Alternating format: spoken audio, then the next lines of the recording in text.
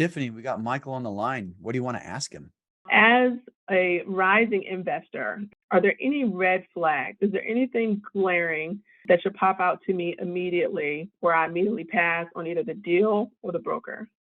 That's a good question. About red flags, I think you just need to be, when you're underwriting deals, it's a volatile environment. So far we've seen the rents continue to rise. So the rate increases, generally speaking, have slowed from where they were 12 months ago, which were at completely unsustainable levels. So that's not overly shocking to see the rate increases come down. But at what point is, if we start seeing a lot of delinquency, probably more in the workforce housing space than the nicer space, when the tenants have capacity issues to pay, that should then maybe lead to flat to maybe potentially negative rent growth. A year ago, you can underwrite, really high occupancy and higher rental rate growth. And next year, maybe you can't. And then you need to be right sizing that. And, maybe the payroll, and we still see some inflationary pressures on your operating expenses. So kind of how do you get through there? So I think your management company is probably your key vendor, making sure that you get in a good understanding of pro forma income and expenses.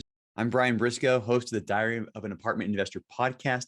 And this podcast is different than everything else out there. I bring together a new and an experienced investor on each episode, and I let the aspiring investor ask the questions that they need answered. So if you're an aspiring investor yourself, you probably will have the exact same questions. Now, before we get to this episode, make sure you hit the subscribe button below and that little bell to make sure you get notified every time we post a new episode. And now, enjoy the show. Welcome to the Diary of an Apartment Investor podcast. I'm your host, Brian Briscoe with Streamline Capital Group. Very excited for today's show. We got two amazing guests with us on the line today. We got Michael Becker and Tiffany Ward. First of all, to both of you, welcome. Thanks for having us. Thank you for having me.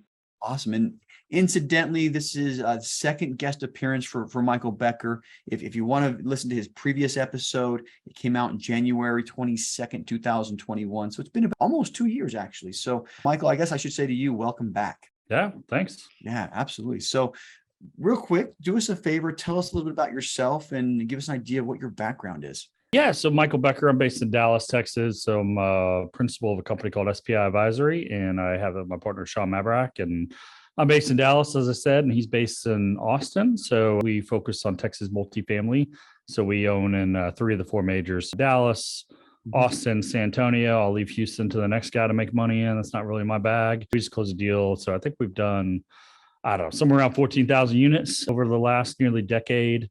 We own somewhere in the neighborhood of 7,000 units today. So we've sold 30 plus transactions. If my memory's right, I need to go tally my sheet up. But prior to that, I was a longtime commercial real estate lender. This last big cycle, I was kind of a Grim Reaper back in the bad old days, 15 years ago. So that's kind of how the foundation of my my kind of multifamily mindset was really kind of shaped back 15 years ago, then kind of coming into this last cycle. So it's been a heck of a good run. Yeah.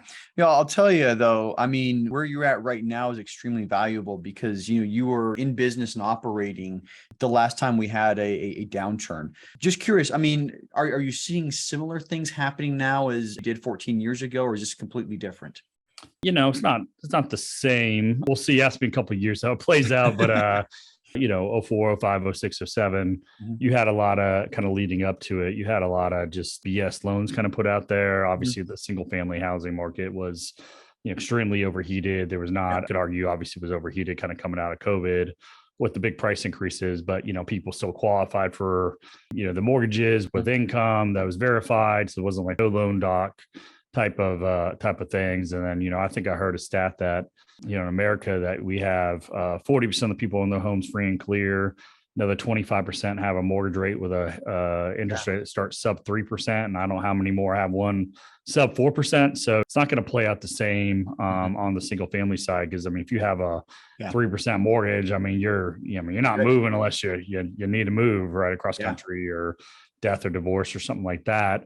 So it's not going to be that. In the multifamily space, for the most part, Fannie and Freddie have been the dominant player until say maybe the last 12 to 18 months, where you've seen a lot of the debt funds get a little bit more prominent. What we're seeing now is obviously a very large increase in the interest rate. So if you have adjustable rate mortgages, like we have a lot as well, we have fixed and float, but the floats, you typically have a rate cap, which is great right now, but it's also a double-edged sword because you have to replace the rate cap because usually you have a rate cap that's shorter than your maturity on your loan. So you're lenders jacking the escrows up for the rate cap. So that's putting some stress on the stuff. Yeah. And so, it's, I'm not quite sure how it all plays out and what market you're in and how you're capitalized certainly will be very integral in how do you kind of get through it. But, we can talk more about that if you want to kind of talk about current state of the market. Yeah. So one question I want to ask is about debt. And 6 or so months ago, we were at VSV in Arizona, Phoenix, Scottsdale area. So,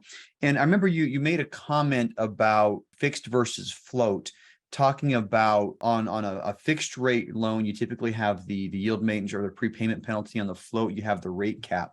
What do you like better? Would you rather pay the prepayment at the end or the rate cap up front? And I mean, I know those are just considerations, but what do you lean towards now in today's market, a fixed rate or a floating rate? I mean, if you're asking me right now, we're kind of Q4 22. I mean, I think that we're probably closer to the end of the rate hiking cycle would be my crystal ball for everyone. I barely got out of college, so I wouldn't be taking interest rate advice from this guy. So, right. But history would tell you that we're closer to the end of the hiking cycle and that we're on the clock. As soon as they stop hiking, we're on the clock for not only for a rate cut. I know they're talking pretty tough right now, but I mean, at some point they're going to break some things. They're going to have to, pause and then pivot and cut. So is that 12 months from now? Is that 2 years from now? I would probably take the closer to 12 than 24 in my mind. And when that happens, if you fix a rate, say it's mid fives today on a 10-year mortgage with Fannie Mae, not only are you getting 50% leverage, so you're locked in, and then those loans typically come with yield maintenance or defeasance prepayment penalties.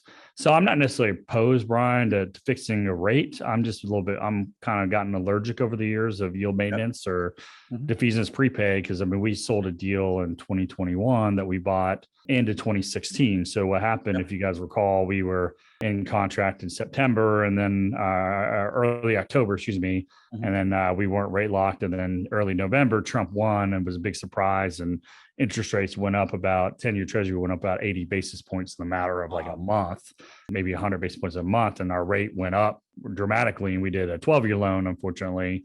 And when time we go 5 years later, go sell it, we ended up paying a 23% prepay. So with 23% of the mortgage balance, yield maintenance prepay, because the rates dropped to next to nothing. So it's not a no-brainer, even though maybe it emotionally feels better to fix a rate right now versus floating.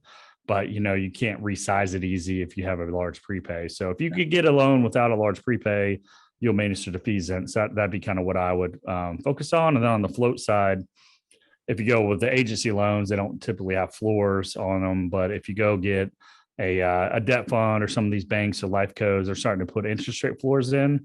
So I would negotiate your floor pretty hard, because maybe it's a 3% SOFR floor now, and that doesn't seem like that's going to be in the future a problem because rates are going up. But when they reverse, they tend to reverse quickly and hard. So you could get yourself trapped in a floating rate loan where you can't actually float all the way down to zero if SOFR goes to zero or next to zero, and then you're going to be stuck in a deal where you got to refinance to get out of it. So watch your floors on the floaters and watch your yield maintenance on the fix. So if you're asking me, I think you buy a 2 to 3 year cap, that's probably enough coverage to get you into a rate cut cycle. That's what I think right now, and reserve the right to be completely wrong on that, obviously. So everybody's got crystal balls, and it's one of the things that I look at, and I think a lot of people do, is the Fed has two mandates. One mandate is price stability, so they want to keep inflation low, but the other mandate is full employment. So between the two, as rates go up, employment's going to go. The full employment or the unemployment rate's also going to go up. So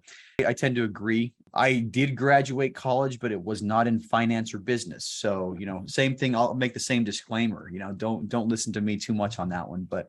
Yeah, I think, like you said, eventually it's going to break something. It's going to break the full employment cycle, and rates hopefully are going to come back down. So but does delinquency go up and your rental rates fall through the floor? That's the other side of it right now. So how does that all play out? Usually you'll have some level of delinquency where your tenants just don't have the capacity or ability to pay, and that would probably put some stress on rental rates to some degree. But we're also really short on U.S. housing, which is different. We had a glut of housing 14 years ago. Now we have a deficit of housing, and all the builders and multifamily developers are largely going to, starts are dropping through the floor because they can't get the financing and they're having overhang of inventory in the short run. But as soon as that kind of works through, we're going to wake up. And I think that's a 2023 issue. And I think in 2024, put a silver lining on this, we're going to have a further housing deficit just because the deals that should have been built in 23 are not going to be built. And that's going to just make our occupancy and rental rates, go up. Yeah. It's a complicated economy, lots of moving parts. You mentioned something, if unemployment goes up, there are going to be problems potentially with tenants paying the bills. Are you guys doing anything, keeping more in reserve, or is there anything that you're doing differently in the economy right now that you weren't doing, say, 2-3 years ago? Yeah, I mean, I think I learned my lesson early in the career, unfortunately, the entire time up until probably this moment in time, and we'll see how it all plays out.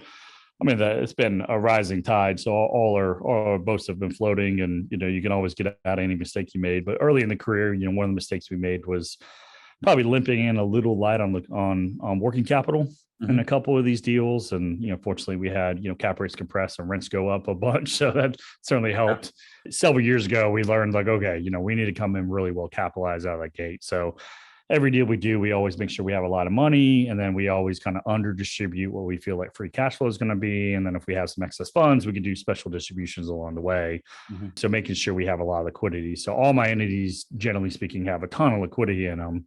So I don't need necessarily a cash call. Now that'll be put to test if you got to buy a rate cap or 2 rate caps or 3 rate caps. I mean, there's only goes so far at some point. But one of the things we did do 5-6 months ago, when we started seeing the rate caps go up and our escrows go up to buy the replacement cap, is we started right sizing distributions.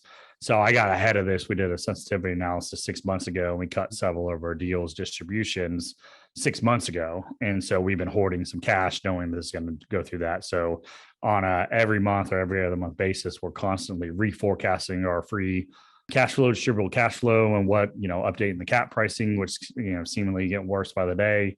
So what we thought 6 months ago is now worse today than 6 months ago on kind of anticipated cap pricing. So now we're having to, readjust. So, we're recording this end of October. So in November, we're going to, probably cut several of the deals distribution levels to make sure we have enough money. So we're already ahead of the game, I think, relative to a lot of people. Yeah. But we want to make sure that we have the ability to buy that replacement cap or negotiate out a modification with whatever lender you need. And so for us, the way our cycle hits is basically into Q3, into Q4 of 2023 is when most of our caps actually come due. So I'm hopeful that they not only pause, but maybe pivot and cut, or at least say they're going to cut between now and then. The cap costs drop through the floor, and we have a ton of money in escrow that we don't actually have to spend on the cap. Yeah. Nice. I like that. I think that's, you got a lot more experience than I do in the industry, but, keeping the cash on hand and, withholding distributions, I think that's hard for a lot of people to do because, you have your expectations from your investors that they're going to get a certain amount of money at a certain period of time. What was the investor reaction to keeping their distributions in the bank? Yeah, it wasn't too much feedback one way or another, but I'm sure, some of it's obviously they don't understand. You said this, or you said that, and the market's moved, right? But a lot of the deals we sold, we said we would give you a 1.7 multiple over 5 years, and we gave you a 3 and 2. It's like what I always say, Brian, to anyone that ever asked me or heard me speak, I have a couple sayings. One of them is every projection I've ever done has always been wrong. Either you do better or you do worse. You never do what you think you're going to do. So you have a projection, and it's a benchmark, something to kind of refer to along the way. But, the market doesn't give a crap about what rent growth projection or occupancy projection. I thought the market is going to do what the market's going to do, and I got to be able to react to the marketplace and have enough contingency, hopefully, and liquidity and reserves to get through it, and withholding a distribution is a hell of a lot better than a cash call, or a hell of a lot better than being forced in a position where you got to sell it at a ill-timed moment in the market. So if you got to sell something and summer next year is not going to be a good time to be selling deals, I can promise you that. It'll be a great time to be buying deals. But if you start messing off with a bunch of your lenders and you have issues with your lenders, you're not going to be able to take advantage of what seems to be opportunity coming in 2023. We'll see how the market plays out, but that's kind of what my crystal ball tells me, is that, there's going to be some opportunity. And if you are in default with a bunch of your lenders, you're not going to be able to take advantage of that. So making sure you withhold some distributions, have some liquidity, fight another day. You know, I'm trying to live back in the Great Recession. It felt like 24 months was kind of the worst of it. And to me, as we kind of record this right now, we're 6, maybe 7 months into this already. Started to kind of call it March of this year. So we're 7 months into it. So I'm kind of living 18 months in the future. I got to get on the backside of 18 months. And keep all my lenders happy, keep my investors happy the best they can, and get in a position to take advantage of opportunity. So those are kind of all those competing factors is kind of what's swirling through my mind right now. And, you know, I'm in Texas, and it's not going to, you know, I'm in Dallas, Austin, San Antonio. I don't think it's going to be that bad relative. If I was in, you know, some of these other markets, I mean, Phoenix obviously is Phoenix and Vegas were, you know, Miami were boom bust. Kind of a little bit higher highs than we've had here last couple of years, but I think they're certainly able to fall a lot lower, a lot quicker. I'm not saying they're going to fall through the floor, or if you're in Boise, Idaho, or some of these kind of COVID towns that, you know, I don't know how much durable demand is in a small little market like that, or middle of nowhere, Ohio, or, you know, wherever. It's going to be different wherever you play. I agree. And I'm actually in Southeast. I'm middle of nowhere, Idaho, not middle of nowhere, Ohio. And it's, this is one of those boom towns. I think prices went up, you know, probably 50-60% over a 2-year period for single families. And we're seeing the opposite happen now, you know? So I think there's a correction. The higher they go, the harder they fall, so to speak, in some of these areas. But, one question I'd like to ask everybody, and it's, I guess, a way for me to peer inside people's souls, so to speak. But what's your motivation? What's your big burning why for what you do?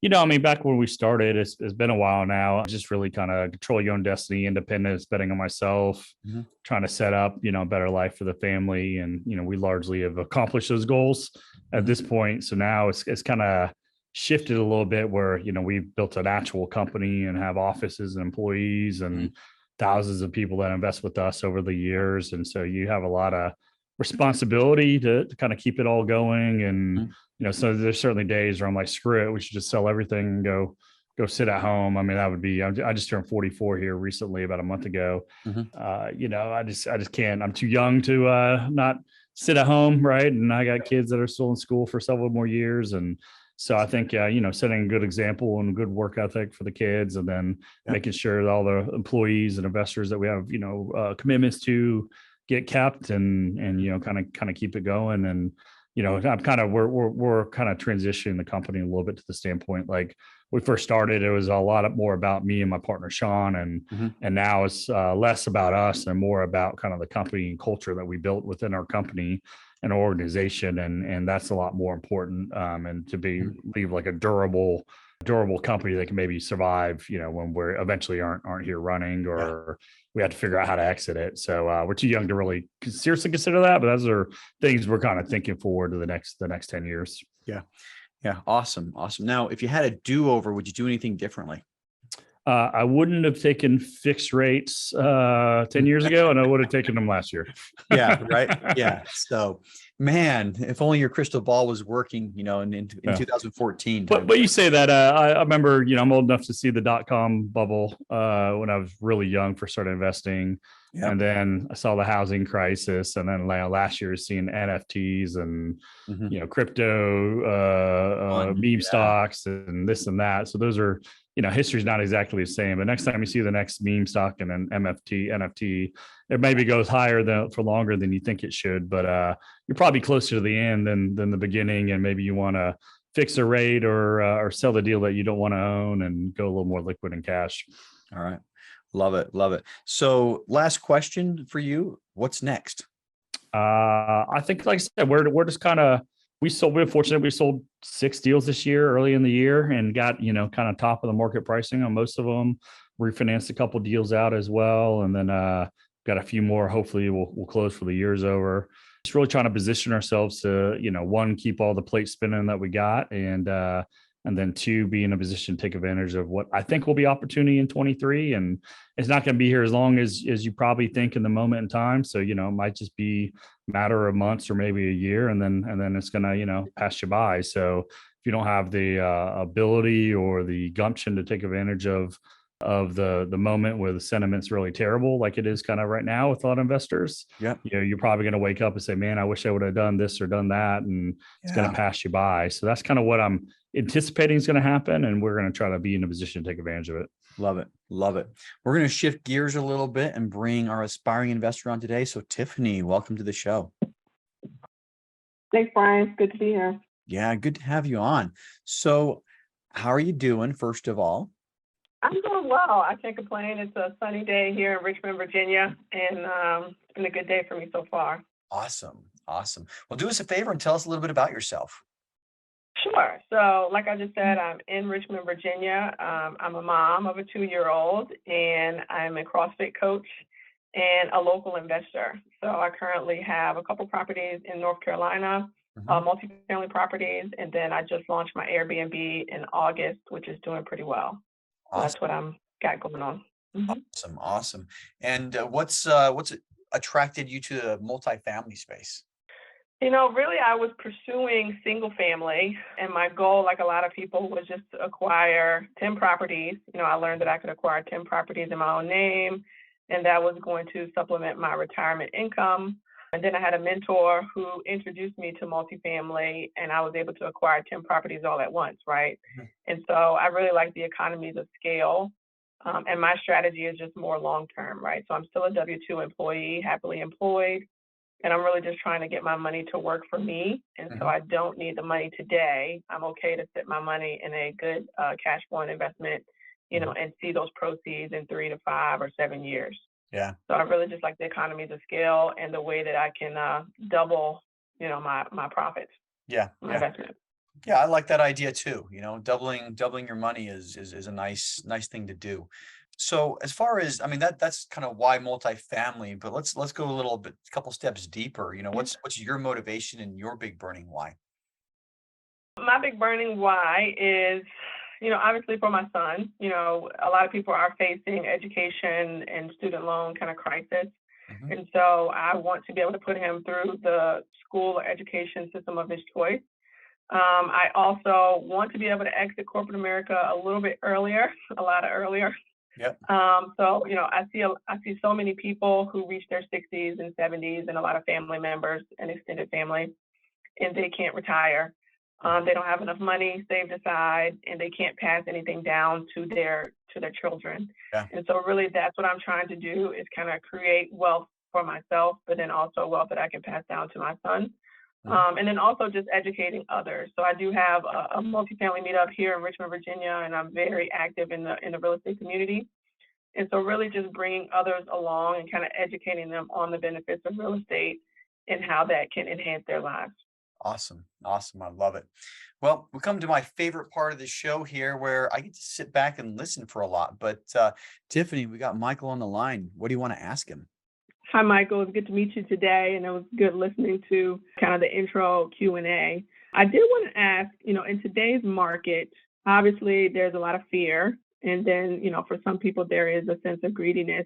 As a rising investor, as I'm looking at maybe the offering memorandums or just anything that I'm seeing from brokers, are there any red flags? Is there anything glaring that should pop out to me immediately where I immediately pass on either the deal or the broker?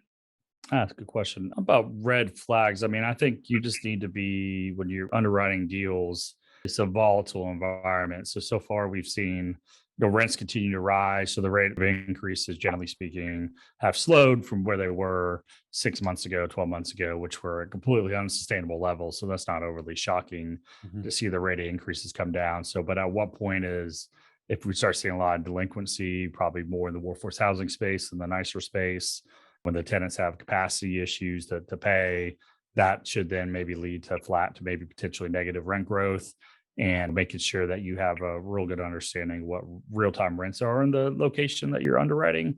So if you're newer, I think, it's probably not too different experience than what I gave a year ago is, really making sure you have a good management partner that can help you understand what rents are, that manage, kind of like-kind assets in that area or similar areas that you're looking to purchase.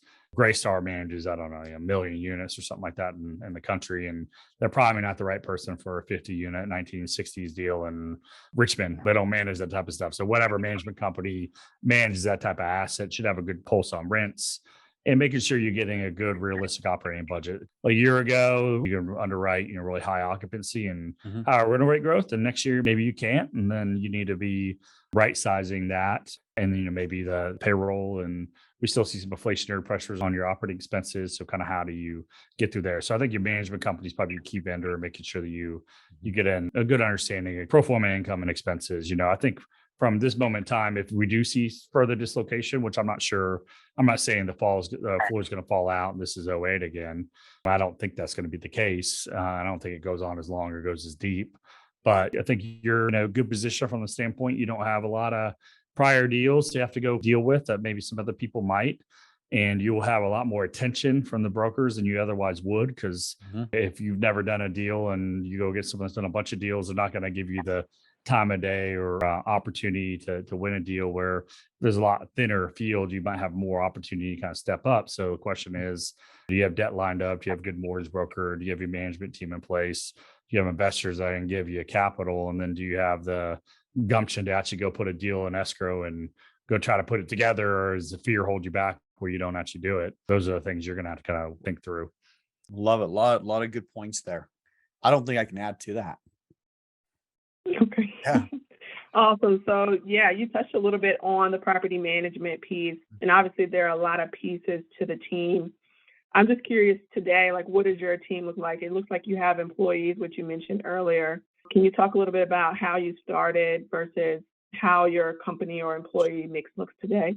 Yeah, we're 12 of us in our company. We manage $1.6 billion or so in assets, about 7,000 units, 3 markets, and we third party manage. So we employ one company manages our assets in Texas, like a regional firm with maybe 30,000 units under management. We're like 7 of those 30,000, give or take. When we started out, it was my partner and I. We had one employee. I started doing deals when I worked at the bank. I worked at Wells Fargo. And so I did my first 4 deals while I was employed. And before that, I did a bunch of single family homes. So kind of did that, transitioned into multifamily. And when you start out, you do everything, right? You do the $10 hour task, you do the $10,000 hour task, right? That's kind of what you start doing. And then once you get a little success or get some deals, you generate some revenue that you didn't otherwise have. And then we took that revenue to then reinvest in the growth of the company. And so when you start out, you're not very organized and you don't know what you're doing. And then you kind of grow into a company, or at least that's my experience. So we just had to learn how to piece by piece systematize the business. Our first investor database was like, Google Sheets or Excel. That's kind of your first database. And then we had to then, kind of grow into, investor database software, which is a lot more sophisticated and readily available and affordable today. And that was really non-existent when I kind of started, because the industry evolved quite a bit. But you don't have any revenue, so you can't pay, $30,000 a year for the software because, that would be too much money.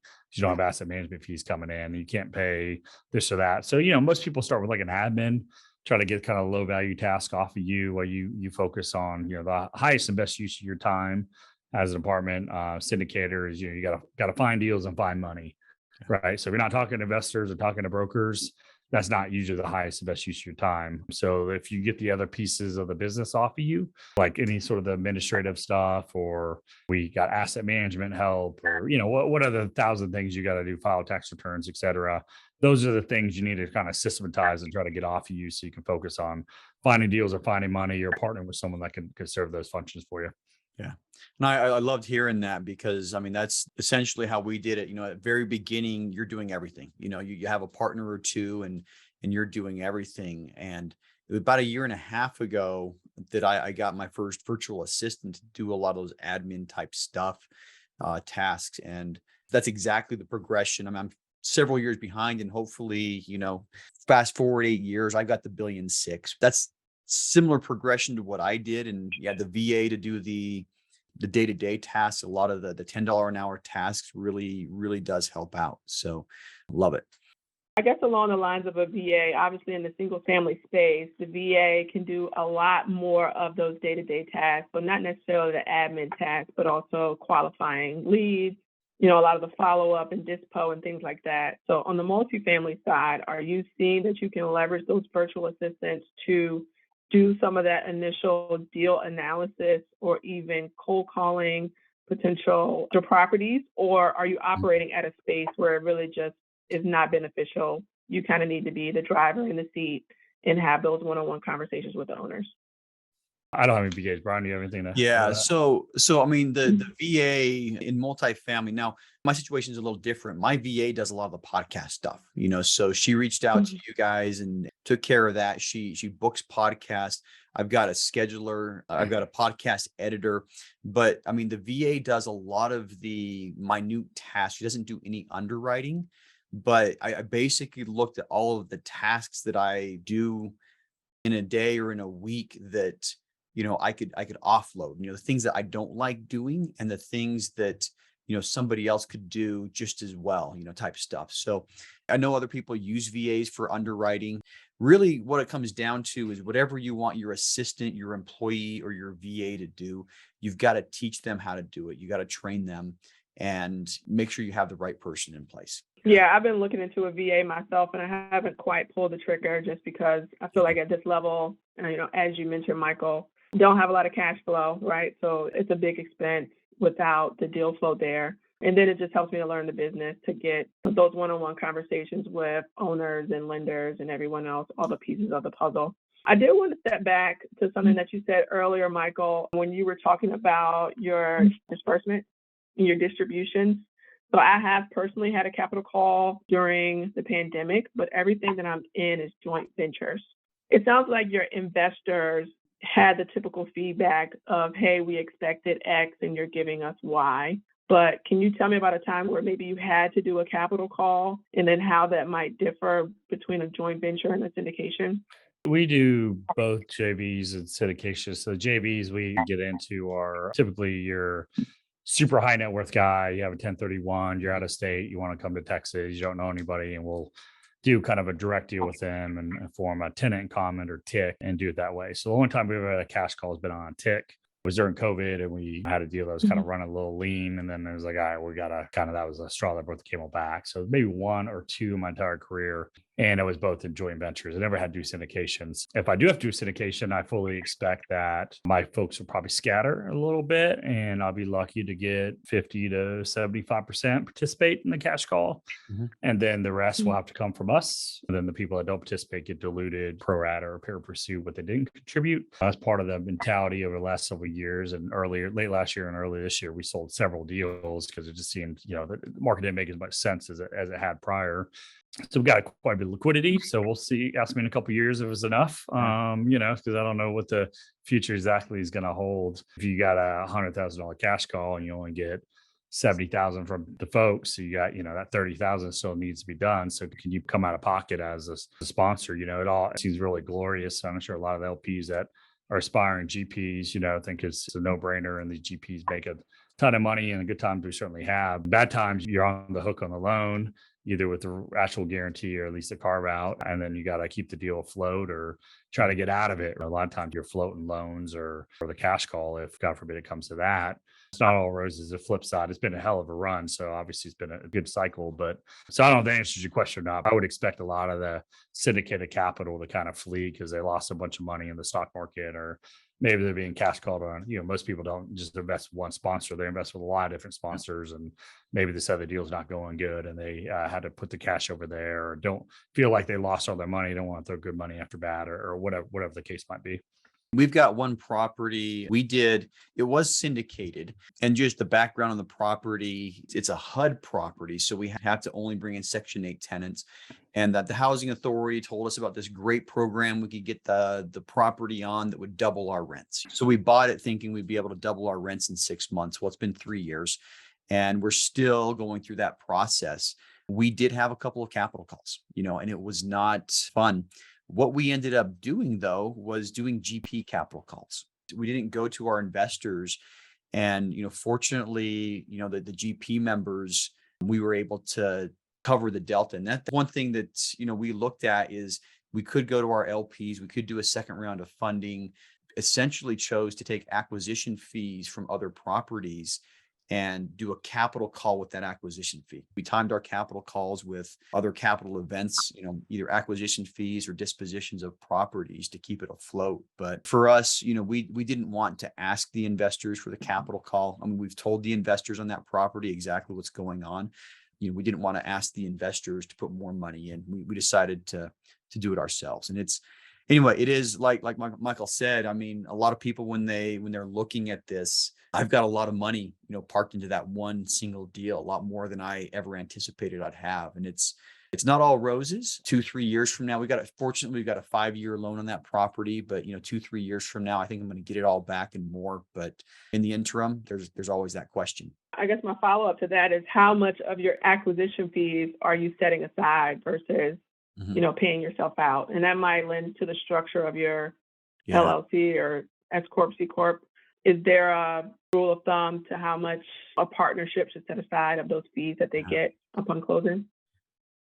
We're to the point where we sold a bunch of deals and refinanced a bunch of deals. So we're, a different position than when we started out. I mean, when we started out, every dollar matters and you got to stretch every dollar so far to then, fortunately, it's been a compounding business where, every dollar you invest as a GP turns into doubling it. It turns into 10 or 15 or whatever with your carried interest. But now, we just did a deal that I think we're almost 2-to-1 cash in the deal versus the fee we were paid. So we doubled up the cash. So we're net contributors at this point, but again, we've got a lot of deals that we have sold and generated some, been fortunate enough to generate a good amount of liquidity over the years. And then the other part of the hamster wheel that's been the last 5 years in particular is all the bonus appreciation. If you do a cost seg study and do bonus appreciation, well, you got to recapture that when you sell the deal. So then you got to do the next deal that's typically bigger than the last deal. And then that future depreciation offsets the recapture you just had, or you got a big tax bill coming. So sometimes you get on this merry-go-round. It's hard to get off with taxes, or if you just, you do liquidate everything, you're going to have quite a bit of recapture because you probably got negative tax basis or whatever with the depreciations. And I got convinced in January this year, worst time ever, to put some money in the stock market, which fortunately I've been averaging in, not all lump sum. But I've been pretty binary for the most part with my investing strategy. It's either cash or it's money in apartments. It's generally been my investing philosophy. It's either earning nothing or I expect to earn a lot on it by investing in a deal. So now there's actually maybe a little bit in between with some interest you can get on cash. It's been a deal where I'd rather just bet on myself and the deals I feel like I have an edge on, because I feel like I'm, one of the most prominent experts in the markets that I play in, and we're connected as anybody in the markets that we play in. And I can tell you I'm not that in the stock market. Yeah, invest where you have that competitive advantage. As far as the acquisition fees, I think what most people do, and I think Michael alluded to this earlier, is at first all your profits are going back into growing your business. That's typically what I've done. The first 4 or 5 properties, we charge an acquisition fee, but that went into marketing, that went into everything else, and we didn't do distribution. So I don't know. I mean, everybody chooses to do things a little differently. If you're doing things as a company where you come together as a full partnership, you can make decisions on what to do with that acquisition fee and how to use it to build the company. If you come in as much as individuals as partnerships, it's up to each person has their own criteria. It gets distributed and each person does what they want. So we are about out of time. So I'm going to have one question for each of you to wrap things up, and super simple. How can listeners learn more about you? So Michael, you go first. Yeah, I really give 2 ways to find us. The company that runs SPI Advisory. So you go to our website, which is spiadvisory.com. It's SPI like spy advisory.com. There's a whole bunch of information on us. We actually had a pretty crappy website that we updated about a year ago. So there's a lot of good stuff on us. The way a lot of people hear about me, probably how you heard about me, Brian, is I'm the co-host of a podcast with a guy named Paul Peoples. It's the Old Capital Real Estate Investing Podcast. So you can find us on YouTube, iTunes, Stitcher, probably anywhere you hear my voice right now. You just type in Old Capital or Michael Becker, and we're pretty easy to find.